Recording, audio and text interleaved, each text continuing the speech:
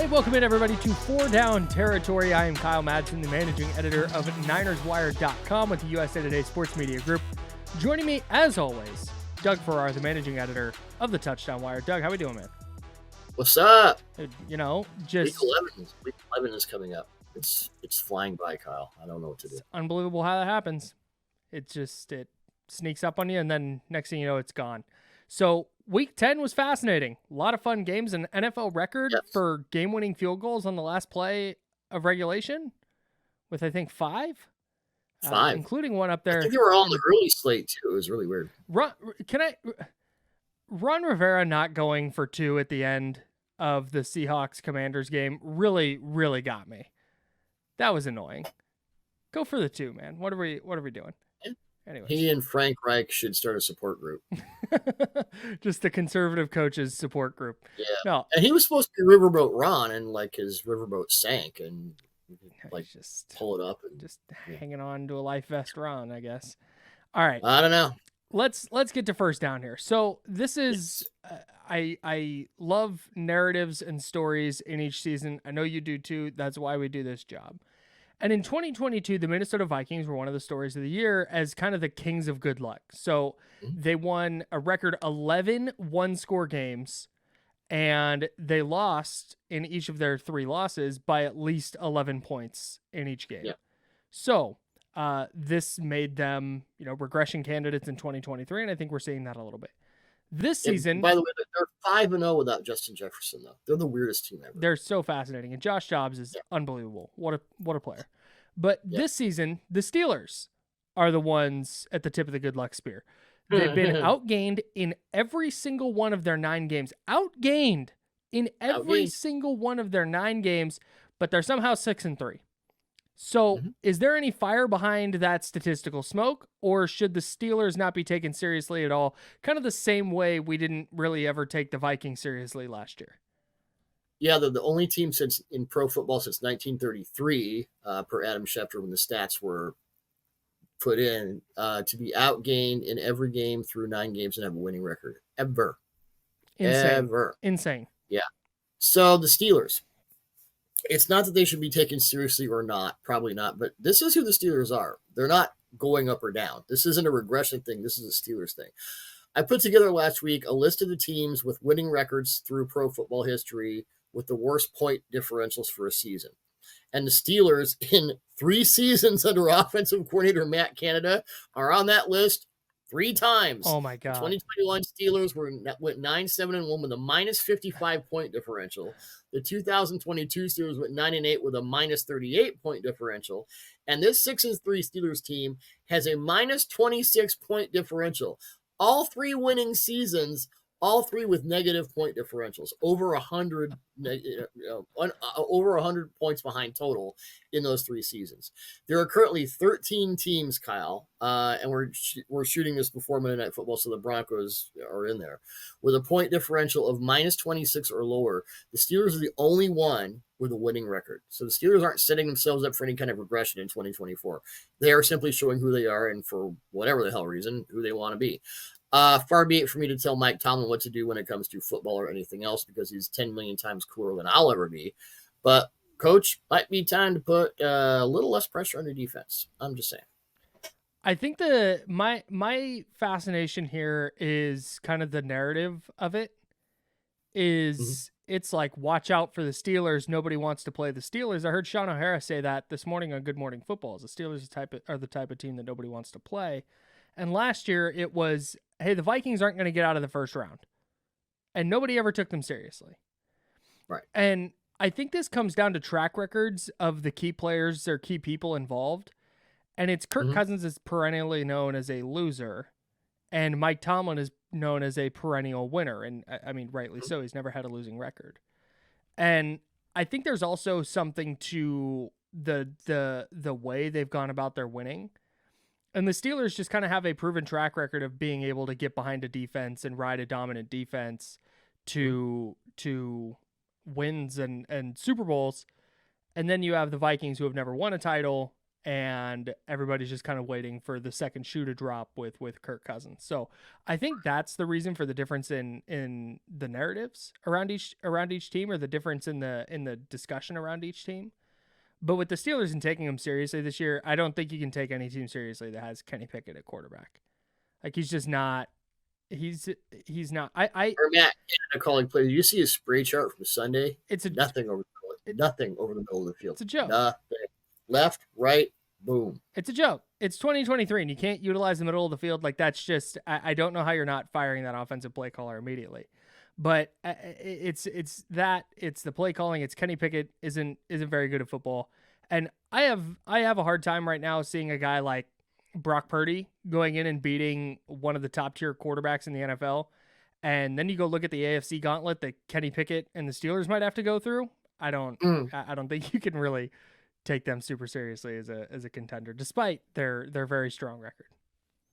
Well, they've just decided to be swamp fighters. They will pull you into the muck that they're in and just, drag your face around and hope you run out of oxygen before they do. There's nothing glamorous about it. It's not particularly interesting to watch.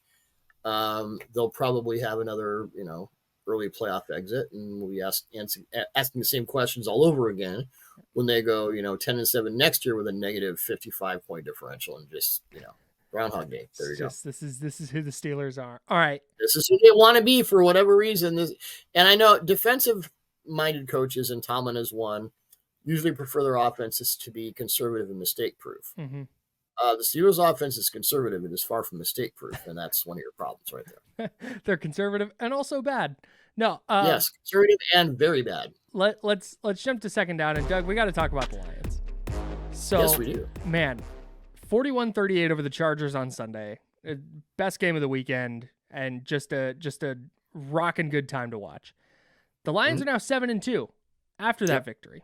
They're tied with the Chiefs for the second best record in the NFL, behind the 8-1 Philadelphia Eagles. And if the regular season ended today, it doesn't, but if it did, they'd be the NFC's number 2 seed behind those very Philadelphia Eagles that I just mentioned. So last season, Dan Campbell's team was that great story.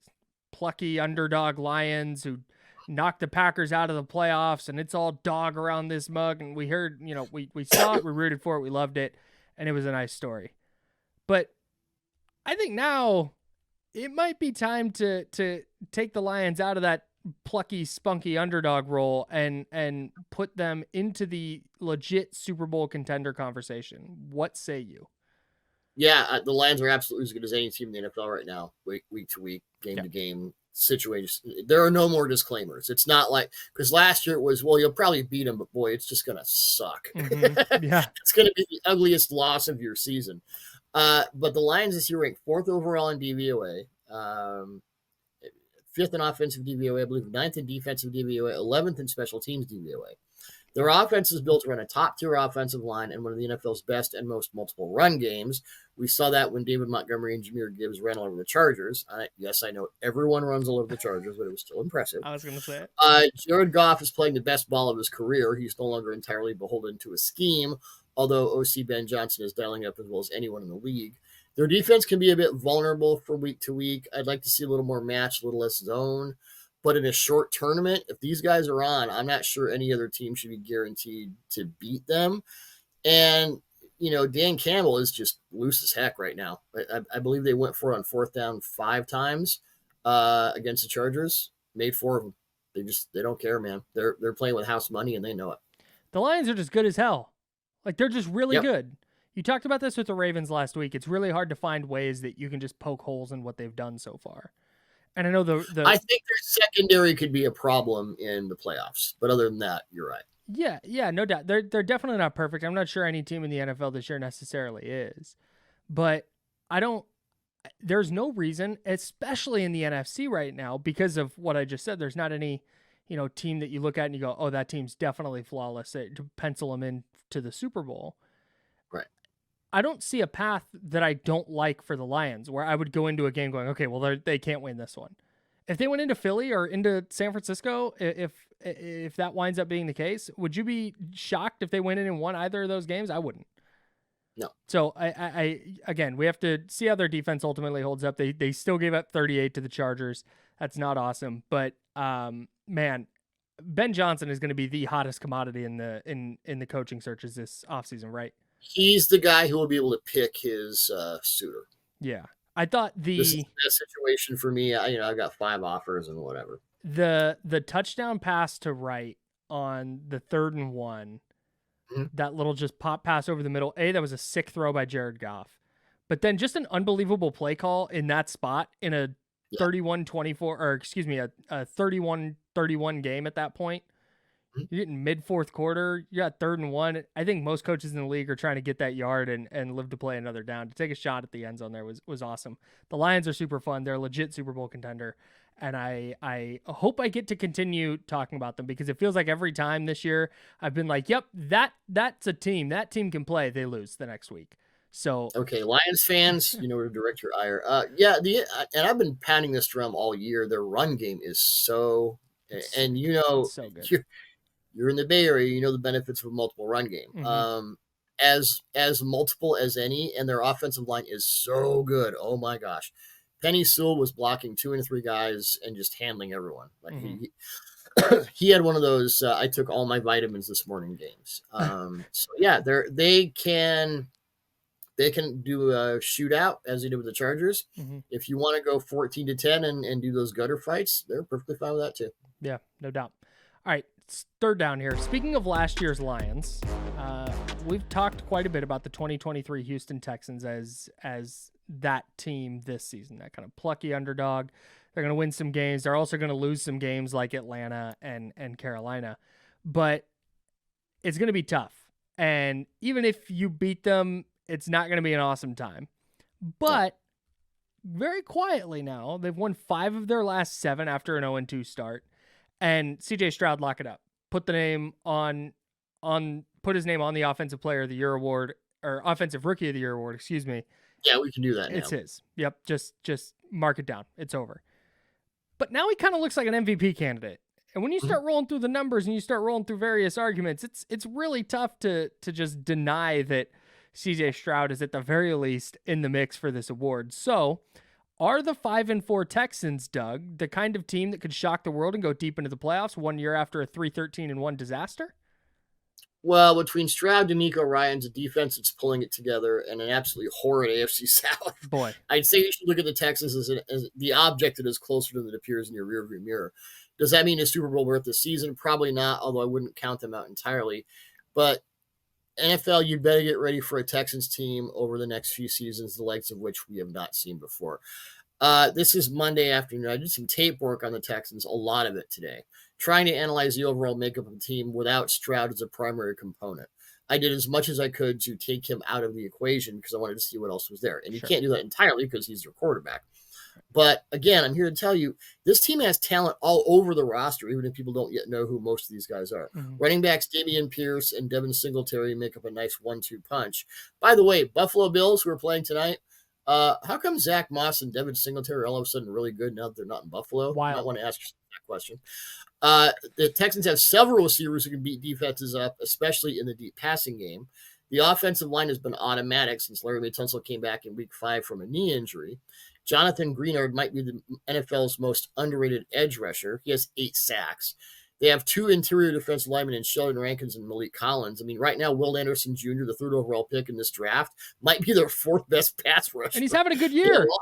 Yeah, and he is. I'm just saying, it's not it's not to denigrate him. It's Greenard is, and Greenard had 8 sacks a couple of years ago. He's got 8 sacks already. Man, they have all kinds of hidden talent at linebacker and defensive back. This is not a case of a team being pulled out of mediocrity by its quarterback, although we all know how great Stroud is. And Kyle, if you look at the AFC right now, I mean, we talk about, it's stacked, but how many teams can you say are unequivocally better than the Texans over the last month or so? Chiefs and Ravens? Yes. Bengals? Well, Houston just beat them. Dolphins? You look at the splits of success between winning and losing teams, you have to respect the fact that the Texans have played a tougher schedule, and it's about to get easier. They close with the Cardinals, Jaguars, Broncos, Jets, Titans, and Colts.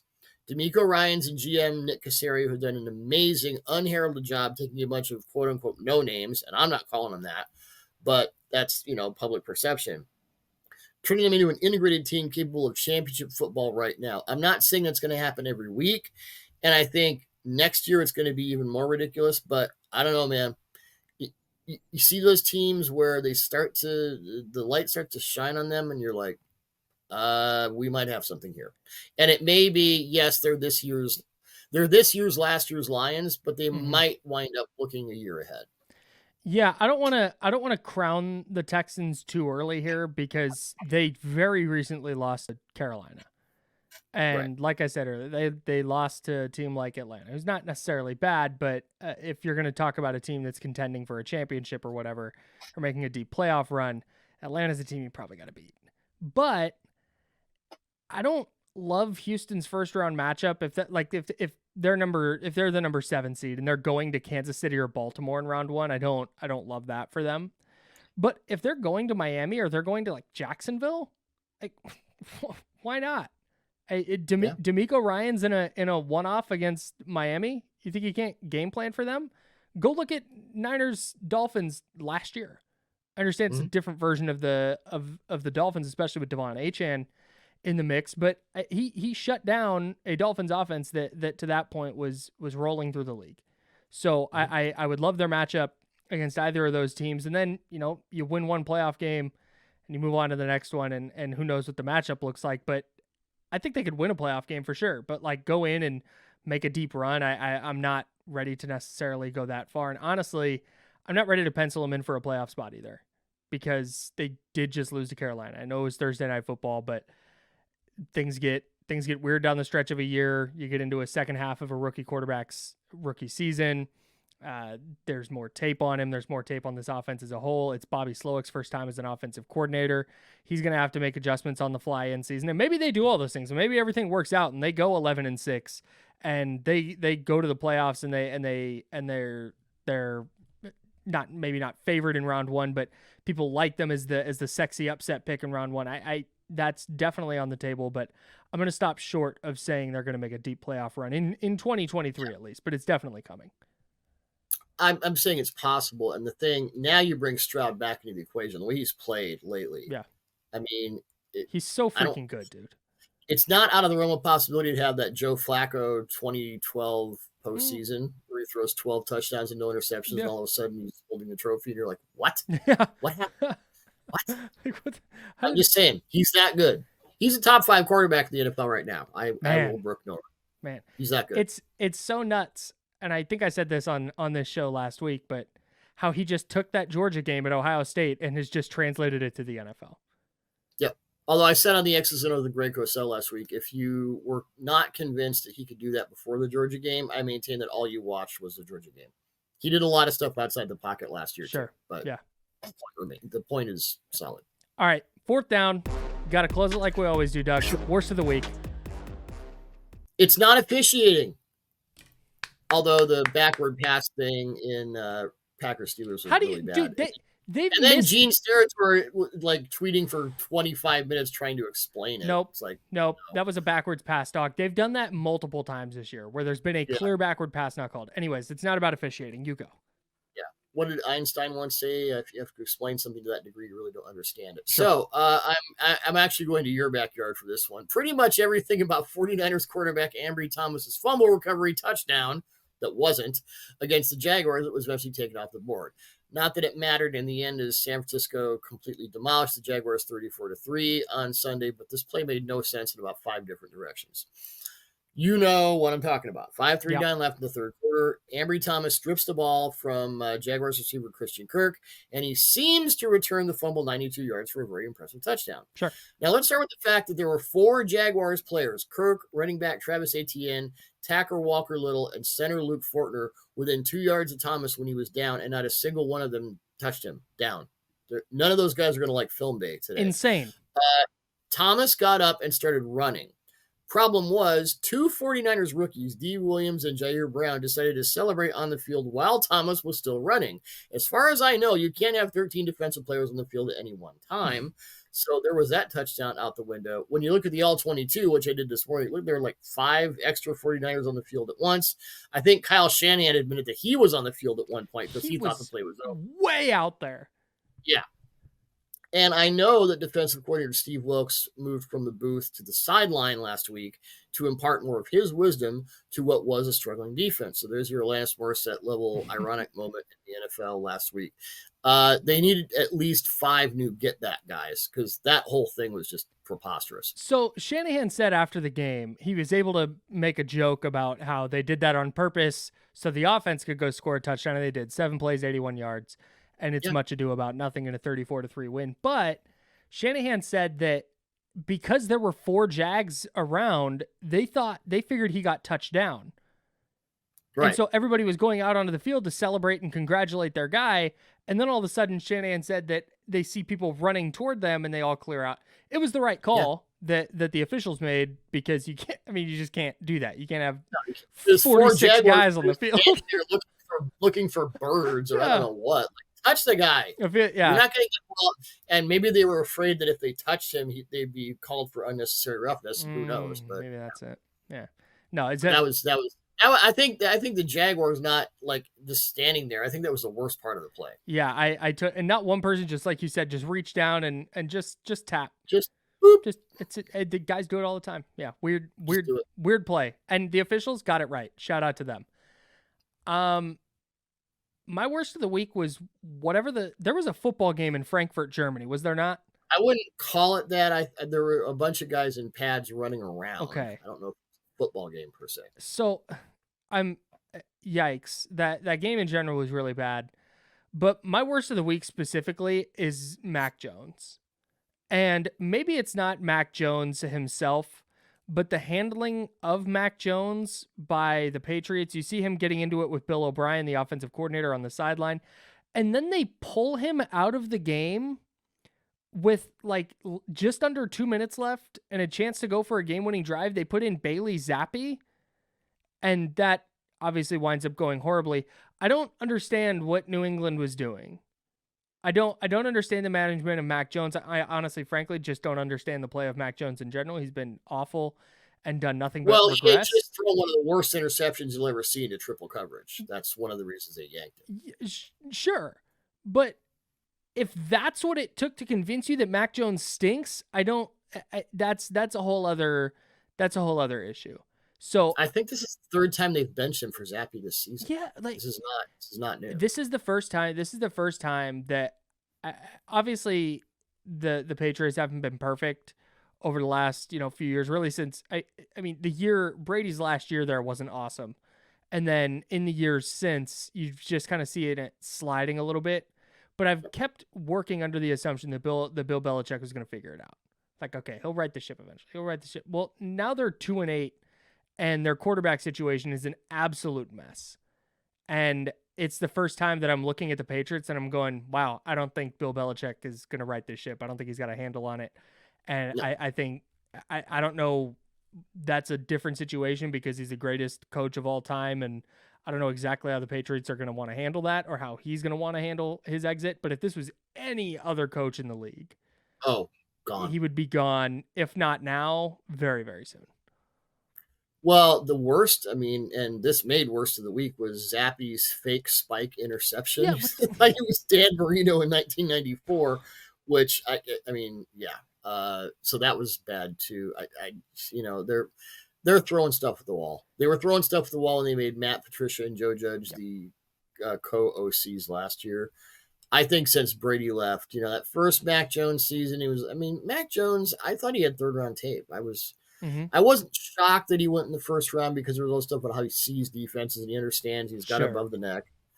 But I found it like hysterical when people thought, oh, Kyle Shanahan's going to take him. Like, have you ever watched the 49ers offense with Kyle Shanahan or the Falcons offense with Shanahan or the Browns offense or the Redskins when it was the Redskins offense?